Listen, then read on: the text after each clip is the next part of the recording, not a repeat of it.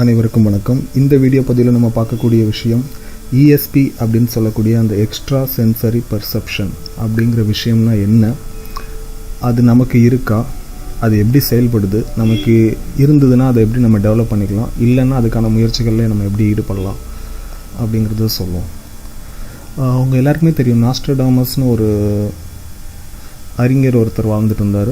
கிட்டத்தட்ட 16ஆம் நூற்றாண்டில் ஃப்ரான்ஸில் வாழ்ந்துட்டு இருந்த ஒரு மனிதர். அவருடைய அந்த ESPன்னு சொல்லக்கூடிய விஷயம் அவருக்கு ரொம்ப அதிகமாக ஒர்க் ஆகிருக்குதா என்னன்னு தெரில. அவர் உலகத்தில் நடக்க போகிற பல விஷயங்களை முன்னாடியே ப்ரெடிக்ஷனாக ஒரு பாடல் மாதிரி எழுதி வச்சுருந்தார். அவர் சொன்ன விஷயங்கள்லாம் பார்த்தீங்க அப்படின்னா அதோட அர்த்தத்தை நம்மளால் புரிஞ்சிக்க முடியல. ஆனால் அது நடக்கும்போதும் அவர் சொன்ன அந்த விஷயமும் லிங்க் பண்ணி பார்த்தோன்னா கரெக்டாக இருக்குது. அவர் சொன்ன பல விஷயங்களில் நடந்தது பார்த்திங்கன்னா, அந்த வேர்ல்ட் ட்ரேட் சென்டர்னு சொல்லி 2001 நினைக்கிறேன், அந்த அமெரிக்காவில் அந்த ஃப்ளைட்டை விட்டு ஏற்றுனாங்க 2 பெரிய பில்டிங்கை. அந்த விஷயத்தை அவர் முன்னாடியே யூகம் பண்ணி வச்சுருந்தார். முன்னாடி அப்படின்னா கிட்டத்தட்ட 300-400 வருஷத்துக்கு முன்னாடியே இந்த மாதிரி சம்பவங்கள் உலகத்தில் நடக்கும் அப்படிங்கிறத சொல்லி வச்சுருந்தார். அதே மாதிரி அவர் சொன்ன மற்ற விஷயங்கள்லாம் பார்த்திங்கன்னா, ஹிட்லர் பற்றி சொல்லியிருந்தார், நெப்போலியன் பற்றி சொல்லியிருந்தார், கென்னடியோட டெத் பற்றி சொல்லியிருந்தார், பின்லாடன் பற்றி சொல்லியிருந்தார், ஏன் இந்திரா காந்தி பற்றி கூட நிறைய விஷயங்கள் சொல்லியிருந்தார். இப்போவும் அவரோட ப்ரெடிக்ஷனில் இருக்கக்கூடிய விஷயம் என்ன அப்படின்னு பார்த்தீங்கன்னா, அடுத்து இந்த உலகத்தை டாமினேட் பண்ணக்கூடியது 2 கண்ட்ரி. அது ஏஷியாவில் இருக்கக்கூடிய ஒரு கண்ட்ரியாக இருக்கும். அது ஒன்று இந்தியாவாக இருக்கணும், இல்லை சீனாவாக இருக்கணும் அப்படிங்கிறது தான் அவரோட ப்ரெடிக்ஷன். இதெல்லாம் பார்த்தீங்கன்னா ஒரு 400 வருஷத்துக்கு முன்னாடியே அவர் செய்யுளாக எழுதி வச்சிருக்கிறார். அதை செய்யுள்னா பாடல் மாதிரி எழுதி வச்சிருக்கார். அதோடைய அர்த்தத்தை நம்மளால் புரிஞ்சிக்க முடியல. இது எப்படி அவருக்கு கிடைச்சது? இது என்ன, அவர் என்ன கற்பனையாக எழுதியிருப்பாரா, இல்லை அவர் தற்செயலாக எழுதின விஷயங்கள் கரெக்டாக நடந்துச்சா? ஏன் அது அவருக்கு மட்டும் தோணுது, நமக்கெல்லாம் தோணல? இப்போவும் கூட நிறைய பேர் இருக்காங்க, சில நிலநடுக்கம் வர்றதை முன்னாடியே சொன்னவங்க, இல்லை வெள்ளம் வர்றதை முன்னாடியே சொன்னவங்க, இல்லை சுனாமி வந்ததை கூட முன்னாடியே எங்களால் மனசில் உணர முடியுது, இல்லை நான் கனவுல எனக்கு அந்த மாதிரி வந்திருக்கு அப்படின்னு சொல்லக்கூடிய மனிதர்கள்லாம் இப்போவுமே இருக்காங்க. இதெல்லாம் என்ன, அவங்களுக்கு என்ன பெரிய கடவுள்கிட்டேருந்து எதுவும் சக்தி வாங்கிட்டு வந்திருக்காங்களா, என்ன நடக்குது அவங்களுக்கு அப்படின்னு பார்க்கலாம். இது ஆக்சுவலாக என்ன நடக்குது, நம்ம சயின்ஸ் படி பார்த்திங்கன்னா நம்ம பிரெயினில் பீனியல் கிளாண்ட், பிட்யூட்ரி கிளாண்ட் 2 இருக்குது. அது ஒரு சுரப்பி. அந்த சுரப்பிகள் வேலை செய்யும்போது நம்முடைய மூளை கொஞ்சம் அதிகப்படியான சக்திகளை கிரகிச்சு அடுத்து என்ன நடக்க போகுது அப்படிங்கிறத சொல்லக்கூடிய அளவுக்கு ஒரு பவர் நம்ம மூளைக்கு இருக்குது. இப்போது சாதாரண மனுஷங்களாக இருக்கக்கூடிய நமக்கு இந்த சக்தி இருக்கான்னு பார்த்தீங்கன்னா, இது கிட்டத்தட்ட எல்லாருக்குமே இருக்குது. ஆனால் நம்ம அதை பெருசாக கண்டுக்கிறது இல்லை அப்படின்னா அதை தற்செயலானது அப்படின்னு சொல்லி விட்டுறோம். இது கொஞ்சம் நீங்கள் ப்ராக்டிஸ் பண்ணால் மட்டும்தான் இந்த திறமையை வளர்த்துக்க முடியும். நமக்கு எந்த மாதிரி ஒர்க் அவுட் ஆகும் அப்படின்னு ஏற்கனவே ஒரு வீடியோவில் சொல்லியிருக்கேன். அதாவது ஒருத்தர் பற்றின ஞாபகம் வந்ததும் அவர் உடனே நமக்கு ஒரு ஃபோன் பண்ணிடுவார். இல்லை யாருக்கோ ஏதோ கெட்டது நடக்க போகுது அப்படிங்கிற மாதிரி அவங்களுடைய உள் மனசில் அது தோணுச்சு அப்படின்னா அவங்க ஏதாவது ஒரு பிரச்சனையில் அன்றைக்கி மாட்டியிருப்பாங்க.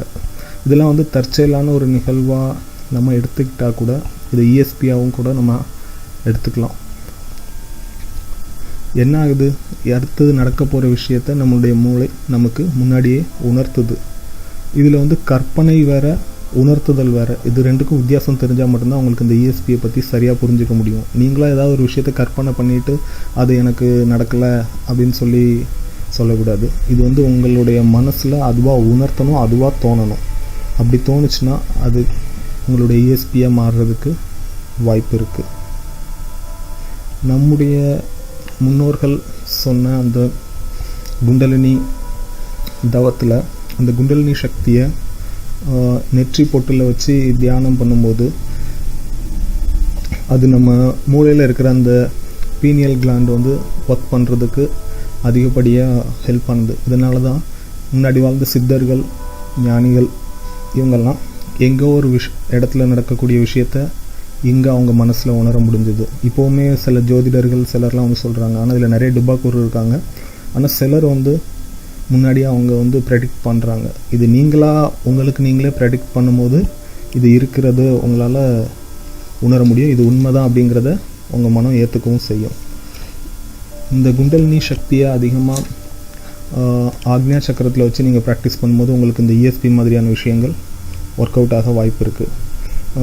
நீங்கள் இந்த இஎஸ்பி ஒர்க் ஆகுதா இல்லையாங்கிறத செக் பண்ணணும் அப்படின்னா நான் செக் பண்ணக்கூடிய ஒரு வழி வந்து கிரிக்கெட் பார்க்கும்போது நான் செக் பண்ணுவேன். சில டைம் வந்து எனக்கு வந்து மனசுலேயே தோணும் அடுத்த பால் வந்து இது 6 ஆக போகுது இல்லை அவுட் ஆக போகிறார் அப்படிங்கிறது. ஆக்சுவலாக அது வந்து கற்பனை கிடையாது, மனசில் அதுவாக தோணணும். நான் எப்போ அது எனக்கு தோணும் அப்படின்னா அந்த பவுல் பண்ணுறதுக்காக ஸ்டார்ட் பண்ணி ஓடி வராருன்னு வச்சுக்கோங்க, கிட்டத்தட்ட அவர் அந்த அம்பையர் கிட்ட வந்ததும் டக்குன்னு ஒரு ஸ்பார்க் மைண்டில் தோணும் இந்த பால் வந்து 6 ஆக போகுது அப்படின்னு. அந்த மாதிரி விஷயங்கள் நான் நிறைய டைம் வந்து எனக்கு கரெக்டாக ஒர்க் ஆகிருக்கு. முதல்ல உங்களுக்கு இந்த இஎஸ்பி சக்தி இருக்குதுன்னு நினச்சிங்கன்னா எனக்கு தெரிஞ்சு இதை யார்ட்டையுமே சொல்லாதீங்க. உங்களுக்கு நீங்களே தனியாக செக் பண்ணிக்கோங்க. உங்களுடைய விஷயங்களுக்கு மட்டும் யூஸ் பண்ணிக்கோங்க.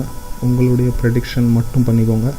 வேணுன்னா ஒரு டைரியில் வேணால் எழுதி வச்சுக்கோங்க. யார்கிட்டையும் எனக்கு இந்த மாதிரி ஒரு சக்தி இருக்குது, இது நான் நினைக்கும் போது இது நடக்குது அப்படிங்கிறத சொன்னீங்க அப்படின்னா உங்களுக்கு அது மேலே இருக்கிற ஒரு நம்பிக்கை போகிறதுக்கு வாய்ப்பு இருக்குது. எப்படி போகும் அப்படின்னா, நீங்கள் ஒரு விஷயத்தை வந்து நிறைய பேர்கிட்ட சொல்கிறீங்க, அந்த விஷயம் நடக்கலை அப்படின்னா அவங்களாம் உங்களை கிண்டல் பண்ண ஆரம்பித்தாங்கன்னா ஆட்டோமேட்டிக்காக உங்களுக்கு அந்த மாதிரிலாம் எதுவும் இல்லை, நமக்கு எதுவும் தோணலை அப்படிங்கிற மாதிரி நீங்களே நினச்சிப்பீங்க. ஸோ இந்த இஎஸ்பி சக்தி வேணுன்றவங்க, இல்லை எனக்கு ஓரளவு இருக்குது அதை இன்னும் கொஞ்சம் டெவலப் பண்ணணும்னு நினைக்கிறவங்க வந்து நம்ம ஏற்கனவே சொன்ன மாதிரி குண்டலினி சக்தியை ஆக்ஞா சக்கரத்தில் வச்சு ப்ராக்டிஸ் பண்ணும்போது உங்களுக்கு அது ஒர்க் ஆகலாம். அதோட ப்ராக்டிஸ் வந்து முடிஞ்ச அளவுக்கு முதல்ல ஆரம்ப கட்ட காலத்தில் யாருக்கெல்லாம் ப்ரெடிக்ட் பண்ணலாம் சொல்லாதீங்க. உங்களுக்கு நீங்களே முதல்ல யூஸ் பண்ணி பாருங்கள். இது கண்டிப்பாக ஒர்க் அவுட் ஆகும். நன்றி.